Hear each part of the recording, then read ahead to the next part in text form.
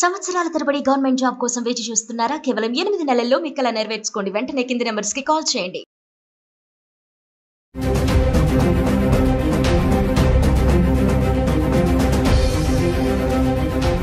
నమస్తే, welcome back to Suman TV. ప్రస్తుతం మనతో పాటు ఉన్నారు consumers affairs committee chairman Mandadi Krishna Reddy గారు.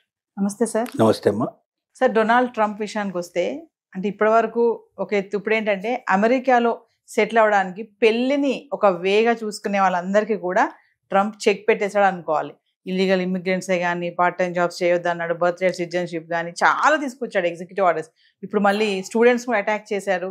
మళ్ళీ ఇప్పుడు వచ్చేసి ఏంటంటే పెళ్లి అంటే అమెరికా సంబంధాలు వస్తున్నాయి కదా, అమెరికా సంబంధం చేద్దాం అనుకునే, అమెరికా అబ్బాయిని చేసుకోవాలనుకునే వాళ్ళందరికీ కూడా ఇలా పెళ్లి మార్గాన వచ్చి సెటిల్ అయిపోతున్నారు అనుకునే వాళ్ళకి కూడా చెక్ పెట్టేశారు ట్రంప్.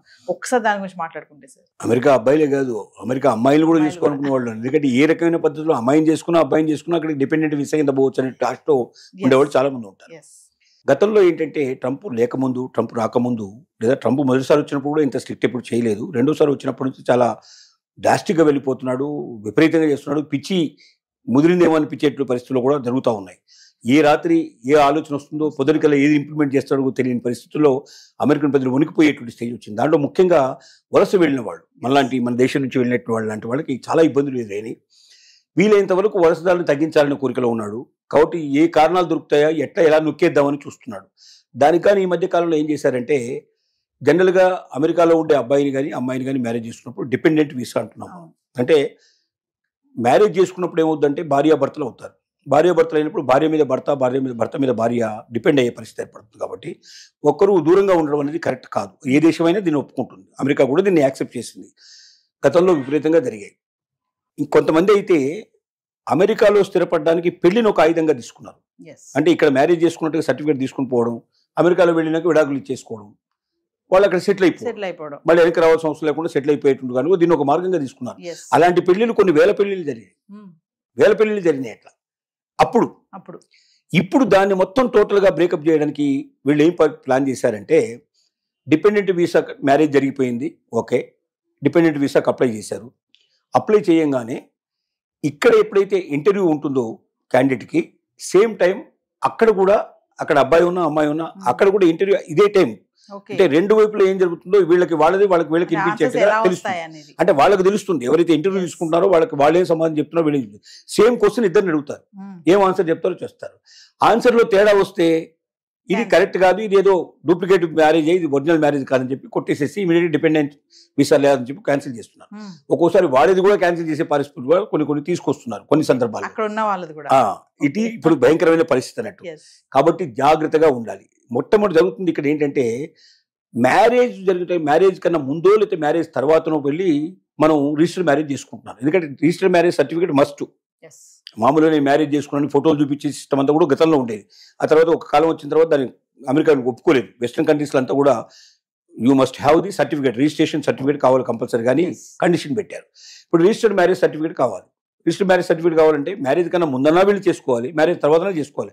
అదే రోజు అంటే చాలా కష్టం. మన సిస్టంలో ఎలా ఉంటాయంటే, పెళ్లి కాగానే వెంటనే 2 రోజులు 3 రోజులు బయటకు పోకూడదని ఇట్లాంటి కొన్ని కండిషన్స్ ఉంటాయి. మరి కొత్త పెళ్లి కొడుకు పెద్ద కొడుకు 1 గంటలోనే బయటకు పోయి రిజిస్ట్రేషన్ మ్యారేజ్ చేసుకోవడం కష్టం. తర్వాత మన మ్యారేజ్ తంతు చాలా గంటలు గడిచే అవకాశం ఉంది. కొన్ని బ్రాహ్మణ్స్ మ్యారేజెస్ అయితే 4-5 గంటలు కనీసం జరుగుతూ ఉంటాయి. అంటే ఒక్కొక్క దాంట్లో ఒక రకమైన పద్ధతులు, ఒక కస్టమ్స్ ఉంటాయి మనకు. దాని ప్రకారం మ్యారేజ్ అనేది ఒక డే మొత్తం కంప్లీట్ ప్రాసెస్ నడుస్తుంది మనకు. ఈ ప్రాసెస్ అంత లోపల ఆ రోజు వెళ్ళి వాళ్ళు చేసుకోవడం కష్టం. కాబట్టి 2 days 3 days 4 days పైన ఒక 1 week తర్వాతనో, కొంతమంది 1 month తర్వాతనో మ్యారేజ్ సర్టిఫికేట్ తీసుకొస్తారు. అంటే అక్కడ కూడా అప్లై చేసుకోవాలి. దాని డేట్ రాగానే వీళ్ళని సాక్షులు తీసుకెళ్ళాలి, సంతకాలు పెట్టాలి, దండలు మార్చుకుంటారు, సర్టిఫికేట్ తీసుకొని వచ్చేస్తారు. ఆ సర్టిఫికేట్ డేట్కిను ఒరిజినల్ మ్యారేజ్ డేట్కి మధ్యలో తేడా ఉంటుంది. So what is your marriage date అని అడిగాడు అనుకోండి, టక్కున జ్ఞాపకం వచ్చేది ఏంటంటే మనం మామూలుగా వేసుకునే మ్యారేజ్ జ్ఞాపకం వస్తుంది. ఎందుకంటే పత్రికలు పట్టించడం, ఒక 4 రోజుల పాటు ప్రాసెస్ అంతా ఈ మంది మార్పుల వ్యవహారం అంతా ఉంటుంది కదా. సో జనరల్గా జ్ఞాపకం ఉండేది సర్టిఫికేట్ డేట్ మనకు. ఎందుకంటే సర్టిఫికేట్ దేనికోసం అంటే అమెరికా పోవడానికి సర్టిఫికేట్ కోసం మనం తెచ్చుకున్నాం. కానీ సహజంగా చెప్పేది అంటే మ్యారేజ్ డేట్ చెప్పేస్తారు. చెప్పంగానే ఏమవుతుందంటే క్యాన్సిల్ చేసే అవకాశాలు ఉన్నాయి. అంటే డిఫరెన్స్ ఉండకూడదు. మనకు ప్రొడ్యూస్ చేసినటువంటి డాక్యుమెంట్స్లో ఉండేటువంటి డేట్స్ కానీ, వ్యవహారం కానీ, మనీ కానీ ఏదైనా సరే వాళ్ళు అడిగిన ఫిగర్కి ఈ ఫిగర్కి మధ్యలో డిఫరెన్స్ రాకూడదు. అలాగే హస్బెండ్ ఒకటి వైఫ్ ఒకటి చెప్పినా కూడా క్యాన్సిల్ చేసే అవకాశాలు ఉన్నాయి. అంటే ఒక ప్రమాదంలో పడే పరిస్థితి గతంలో ఉన్నంత సులభంగా ఇప్పుడు లేదు. దీనికి కూడా మనం చాలా ముందు ప్రాక్టీస్ చేయాలి. అంటే ఇద్దరు ప్రాక్టీస్ చేసుకోవాలి. ఏం అడుగుతారు, మనం డాక్యుమెంట్స్ ఏం పెడుతున్నాం, ఆ డాక్యుమెంట్లో ఫిగర్స్ ఏంటని 1కి 100 సార్లు అనుకోవాలి. మ్యారేజ్ డేట్ ఇది కాదు, రిజిస్ట్రేషన్ సర్టిఫికేట్ డేటే మ్యారేజ్ డేటు, కాబట్టి సర్టిఫికేట్ డేటే జ్ఞాపకం పెట్టుకోవాలి. ఆ రోజున ఎట్లా జరిగింది మ్యారేజ్ అనగానే వాళ్ళు ఇద్దరు వచ్చారు, సాక్షులకు వచ్చారు, మేము ఇక్కడ రిజిస్ట్రేషన్ చేస్తాం, సర్టిఫికేట్ చెప్పాలి. అంతేగాని పెళ్లికి 100 మంది వచ్చారు, బాగా జరిగింది, మంచి భోజనాలు పెట్టాము అని ఇవన్నీ ఎందుకంటే ఆ మ్యారేజ్ మనకు జ్ఞాపకం వస్తుంటుంది.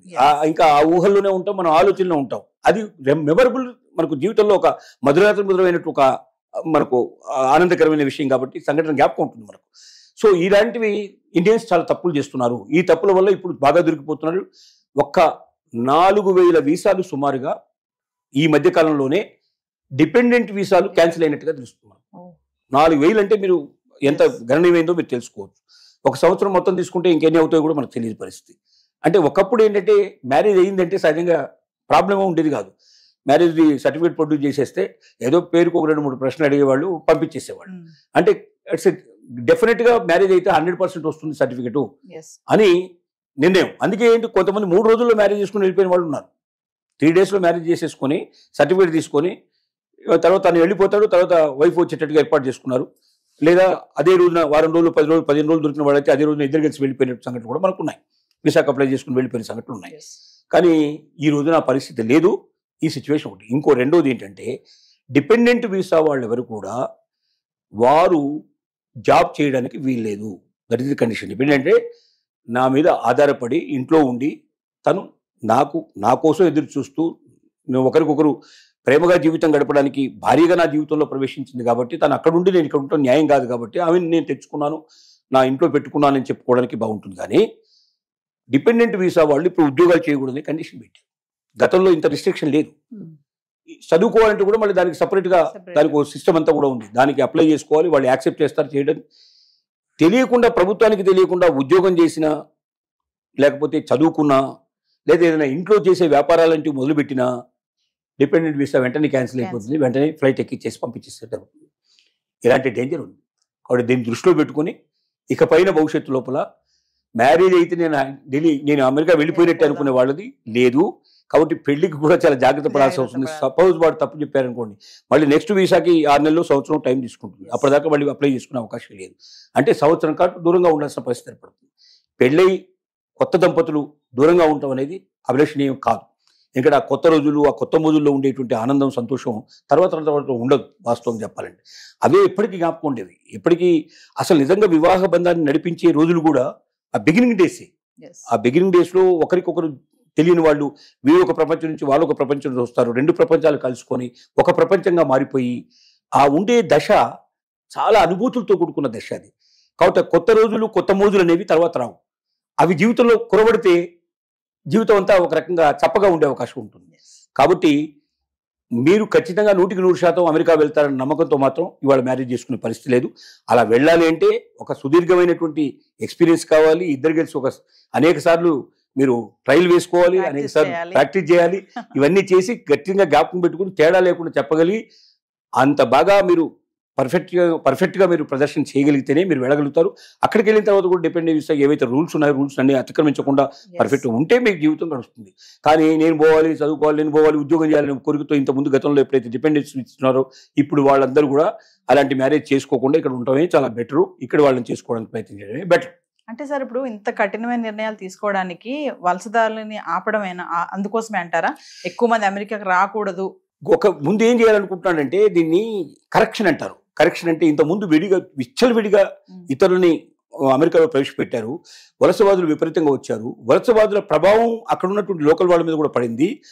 అసలు వీళ్ళు లేకపోతే అమెరికన్స్ బతకలేని పరిస్థితి వాళ్ళు ఏర్పడిన సిచ్యువేషన్. ప్రతి ఉద్యోగంలో, ప్రతి వ్యాపారంలో ఎక్కడ చూసినా సరే బయట నుంచి వచ్చినట్టు వాళ్ళే ఎక్కువగా ఉన్నారు. ఇప్పుడు అక్కడ లోకల్గా ఉన్న అమెరికన్స్ వాళ్ళు మేమే సెకండ్ సిటిజన్ అని ఫీలింగ్ అయ్యేటువంటి ఫీలింగ్స్ వచ్చాయి. మేమే ద్వితీయ పౌరులమేమో, మేమే అసలు ఈ బయట నుంచి వచ్చిన వాళ్ళే నిజం ఒరిజినల్ వాళ్ళేమో అనే పరిస్థితికి వచ్చింది అక్కడ. మన వాళ్ళైతే, తెలుగు వాళ్ళైతే అసోసియేషన్స్, ఒక్కొక్క ఊరికి 10 అసోసియేషన్స్ పెట్టేశారు. ఆట అని, తానా అని, ఈయనని, అదని రకరకాల పేర్లతో పెట్టేశారు. ఎందుకంటే మన వాళ్ళు ఒకరు వెళ్తే ఒక ఇంట్లో మూడు అసోసియేషన్స్ వచ్చే పరిస్థితి ఏర్పడింది. సో వీళ్ళంతా దేవాలయాలు కట్టేయడం, ఇక్కడ నుంచి వెళ్ళిన వాళ్ళు. అంటే ఏమైంది, వేరే దేశాల సంస్కృతి అమెరికాలో ఎక్కువగా ప్రజ్వలించే పరిస్థితి ఏర్పడింది.